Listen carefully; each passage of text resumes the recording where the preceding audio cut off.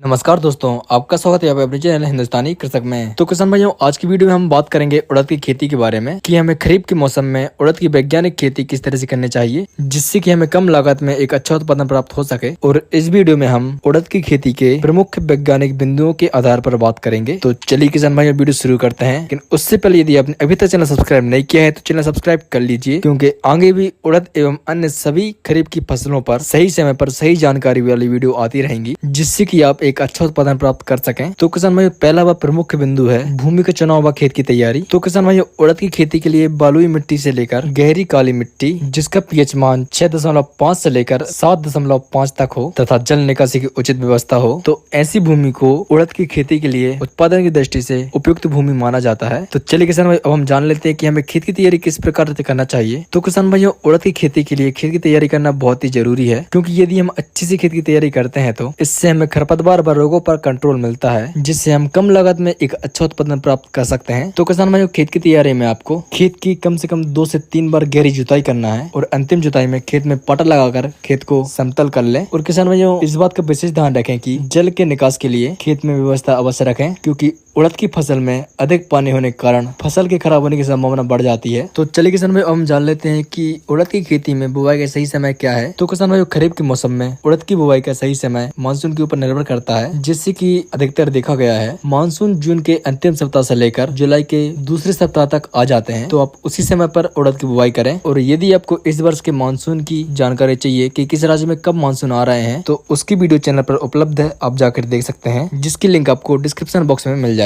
और किसान भाई, यदि आप ग्रीष्मकालीन उड़द की खेती करते हैं तो फरवरी के अंतिम सप्ताह से लेकर अप्रैल के प्रथम सप्ताह तक इसकी बुवाई का सही समय माना गया है। तो किसान भाई, अब हम उड़द की बुवाई की सही तरीके की बात करें तो हमें इसकी बुवाई किस तरीके से करना चाहिए एवं कितनी दूरी पर करना चाहिए। तो किसान मित्रों, बुवाई के लिए सीड ड्रिल का उपयोग उचित माना गया है, क्योंकि सीड ड्रिल से कतार की दूरी तथा पौधे से पौधे की दूरी व बीज की गहराई संपूर्ण खेत में समान होती है। तो किसान मित्रों, कतार से कतार की दूरी की बात करें तो 30 सेंटीमीटर अर्थात 10 से 12 इंच की दूरी होनी चाहिए। और पौधे से पौधे की दूरी की बात करें तो 10 सेंटीमीटर होना चाहिए अर्थात 3 से 4 इंच। और किसान मित्रों, बीज की गहराई की बात करें तो 4 से 5 सेंटीमीटर की गहराई पर बोएं अर्थात 1 से 1.5 इंच की गहराई पर। तो किसान भाई, अब हम आगे बढ़ते हैं और बात करते हैं कि बीज की मात्रा कि हमें कितनी जगह के लिए कितनी बीज की आवश्यकता होती है। तो किसान भाई, यहाँ पर आप विशेष ध्यान दें कि जो खरीफ व ग्रीष्मकालीन उड़द की खेती के लिए बीज की अलग अलग मात्रा बताई गई है। तो यदि आप खरीफ के मौसम में उड़द की खेती करते हैं तो यहाँ पर आपको 15 किलोग्राम प्रति हेक्टेयर बीज की आवश्यकता पड़ेगी। और यदि आप ग्रीष्मकालीन मौसम में उड़द की खेती करते हैं तो यहाँ पर आपको 20 से 25 किलोग्राम प्रति हेक्टेयर बीज की आवश्यकता होगी। तो किसान भाई, अब हम अगले बिंदु पर बात करेंगे, जो कि है बीज उपचार। जो कि बीज उपचार किसी भी फसल के लिए एक महत्वपूर्ण बिंदु होता है, क्योंकि यह रोगों व कीटों से फसल को सुरक्षित करने का पहला कदम होता है। और साथ ही में मिट्टी व बीज में किसी प्रकार के रोग का अटैक होता है तो वह नष्ट हो जाता है। तो किसान भाइयों, बीज उपचार के लिए आपको 2-1 कैनपास से बीज उपचार करना चाहिए, अर्थात 2 ग्राम थायरम तथा 1 ग्राम कार्बनडाजिम प्रति किलो बीज को उपचारित करें। किसान मित्रों, इसके बीज उपचार से किसी प्रकार के फफूंद के अटैक को रोका जा सकता है। और इसके 2 से 3 घंटे पश्चात आपको इमिडाक्लोप्रिड से बीज को उपचारित करें, जिसकी मात्रा की बात करें तो 5 से 7 ग्राम प्रति किलो बीज को उपचारित करें। और किसान भाई, उड़द एक दलहनी फसल है, इसलिए हो सके तो बीज को राइजोबियम कल्चर से भी उपचारित करें। और यदि आप बीज को राइजोबियम कल्चर से उपचारित कर रहे हैं तो इस बात को ध्यान में रखें कि जब आप कार्बनडाजिम, थायरम तथा इमिडाक्लोप्रिड से बीज को उपचारित करें तो उसके 2-3 दिन पूर्व भी राइजोबियम कल्चर से बीज को उपचारित करें। और इसकी मात्रा की बात करें तो 250 ग्राम प्रति 10 किलो बीज उपचारित करें। और इसके साथ में आप 50 ग्राम गुड़ का भी इस्तेमाल कर सकते हैं। और किसान भाई, बीज उपचार एक महत्वपूर्ण बिंदु है, इसे आप जरूर से ध्यान में रखें। तो चलिए अब हम आगे बढ़ते हैं और जानते हैं हमारे प्रमुख बिंदु, जो कि है उड़द की खेती में खाद व उर्वरकों की सही मात्रा। तो किसान भाई, इसके लिए जो रेशो बताया गया है वह है 15 से 20 किलोग्राम नाइट्रोजन, 40 से 45 किलोग्राम फास्फोरस, 30 से 40 किलोग्राम पोटास। तो यह खाद उर्वरक तो निश्चित रूप से उड़द की खेती के लिए महत्वपूर्ण है। और किसान भाई, यदि आपने पिछले 2-3 वर्षों से खेत में जिंक का उपयोग नहीं किया है तो आप 7 से 8 किलोग्राम प्रति हेक्टेयर जिंक सल्फेट का इस्तेमाल कर सकते हैं। और किसान भाई, हम इन सभी खादों के प्रयोग की बात करें तो आप इन्हें अंतिम जुताई के समय बेसल डोज के रूप में दे सकते हैं। तो चलिए किसान भाई, अब हमारे एक और महत्वपूर्ण बिंदु है, जो कि है सिंचाई प्रबंधन। तो किसान भाई, खरीफ के मौसम में तो उड़द की खेती में सिंचाई की आवश्यकता नहीं पड़ती है, क्योंकि बारिश होती है। क्योंकि कभी कभी जब लंबे समय तक बारिश नहीं होता हमें इसमें सिंचाई कर देना चाहिए। और यदि आप ग्रीष्मकालीन मौसम में उड़द की खेती करते हैं तो आपको 3 से 4 सिंचाई की आवश्यकता होगी, जिसमें पहली सिंचाई 18 से 20 दिन की अवस्था पर और दूसरी सिंचाई फूल आने से पहले अर्थात 35 से 40 दिन की अवस्था पर एवं तीसरी सिंचाई फलियां बनते समय कर सकते हैं। अब किसान भाइयों, एक बहुत ही महत्वपूर्ण बिंदु है जो कि ये खरपतवार, तो हम इसका नियंत्रण किस प्रकार कर सकते हैं। तो किसान भाइयों, खरपतवार नियंत्रण का सबसे बेस्ट तरीका तो निदाई गुड़ाई है, परंतु यदि आप किसी समस्या के कारण निदाई गुड़ाई नहीं कर सकते तो आप इसकी जगह पर रासायनिक विधि द्वारा खरपतवारों पर कंट्रोल कर सकते हैं। तो किसान में तो रासायनिक विधि में भी 2 प्रकार के खरपतवार नाशक हैं। एक तो है प्री इमरजेंस हेर्बिसाइड जो कि बुआई के तुरंत बाद डाला जाता है, और दूसरा है पोस्ट इमरजेंस हेर्बिसाइड जिसे हम फसल जब 20 से 25 दिन की अवस्था पूर्ण हो जाए उसके पश्चात प्रयोग करते हैं। तो किसान भाई, यदि आप प्री इमरजेंस हेर्बिसाइड लेना चाहते हैं तो इसके लिए पेंडिमिथालिन का इस्तेमाल कर सकते हैं, जिसकी मात्रा की बात करें तो 750 ml से 1 लीटर को आप 500 से 600 लीटर पानी में घोल बनाकर प्रति 1 हेक्टेयर जगह में छिड़काव करें। और यदि आप पोस्ट इमरजेंस हेर्बिसाइड का इस्तेमाल करना चाहते हैं तो इस पर हमने पहले से वीडियो बना दी है, जिसे आप चैनल पर जाकर देख सकते हैं। उसकी भी लिंक आपको डिस्क्रिप्शन बॉक्स में मिल जाएगी। और किसान भाइयों, उड़द की खेती में हमें कुछ कीट व फंगस का भी अटैक देखने को मिलता है, जैसे कि